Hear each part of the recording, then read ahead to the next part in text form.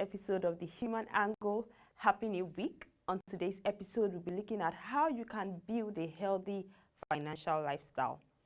When we think of our future, regardless of our actual objective, we all dream and plan for a financially stable one, not only for ourselves, but that of our successors. Building a healthy financial lifestyle has to do with eliminating debt, budgeting, insurance, and investing for retirement, and dealing with all these concepts and aspects is not an easy task. In building a healthy financial lifestyle, the first thing to do would be to read books about personal finance. Reading books both online and offline on your personal finance and learning from personal finance experts will come in handy and also open new opportunities for securing your finance. How determined are you to reach your financial goals this year? If you have been dabbling with the idea of finally getting out of debt, making more money, saving or learning to invest, then the key to reaching your financial goals is educating yourself and implementing the best practices. I implore you to make the remaining part of this year 2020 the time to get serious about achieving those goals. There are books that can transform how you manage your personal finances, such as The Richest Man in Babylon by George S. Clason, Smart Money Woman and Smart Money Tribe by Arese Ugu, The Total Money Makeover by Dave Ramsey, and Think and Grow Rich by Napoleon Hills. Second thing to do would be to pay off your debt. Paying back a loan takes dedication, planning, and financial sacrifice. But it's worth it because living a debt-free life opens up the opportunity to start building your wealth. Whether you have a big debt or small debt, it's imperative to keep up with the repayments to ensure that the amount owed does not get out of control.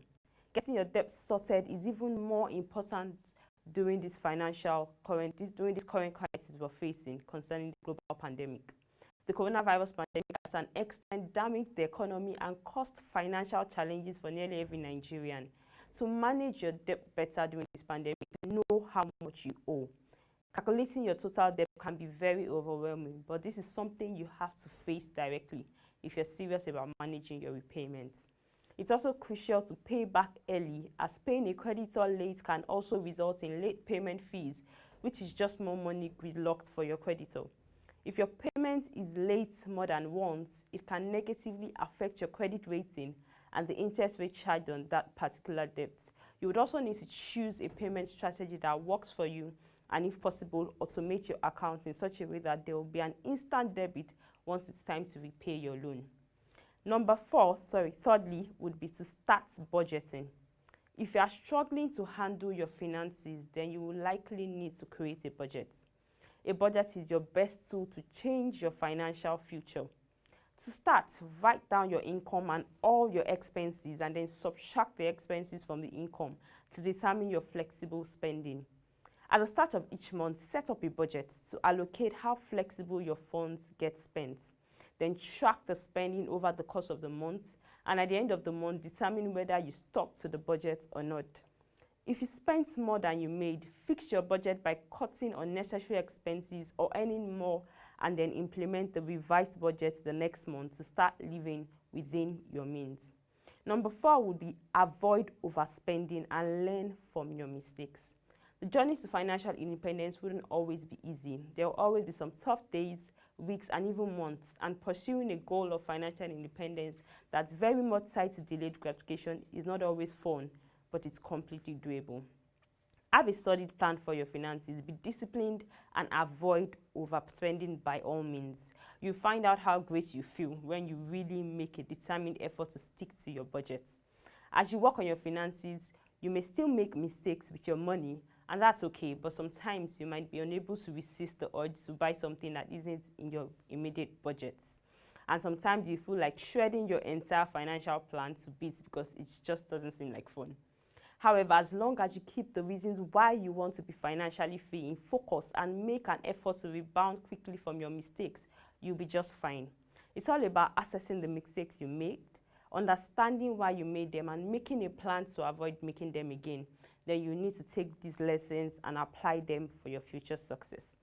The last but not the least would be to start investing. This cannot be overemphasized. If you are serious about building wealth, then you are going to need to put your money to work for you. This is where investing comes in. However, before you put any of your hard-earned money into investments, it is important to have well-defined objectives. Think about what the investment is for, when you will need the money, and what your risk tolerance is. Investing is a long-term activity, so you have to commit to it if you really want to see your money grow.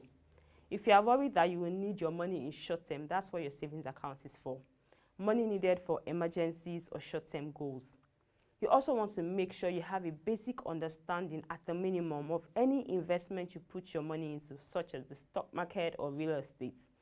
Note that your plans to invest should be included as a part of your monthly budget, where you allocate a certain percentage of your income towards your investment goals. And that brings us to the end of today's episode of the Human Angle. I hope you have been able to learn something. If you're interested in an income expense tracker that would help you to monitor, budget, and track your personal finances, you can send a mail to programs@poshareng.com or business@poshareng.com so we can share it with you. Visit our website www.poshareng.com to get more updates from our news stories and videos. Don't forget to follow us on our social media platforms, showing on the screen for further updates on our market reports. So we come your way again tomorrow. Thank you for watching, and bye for now.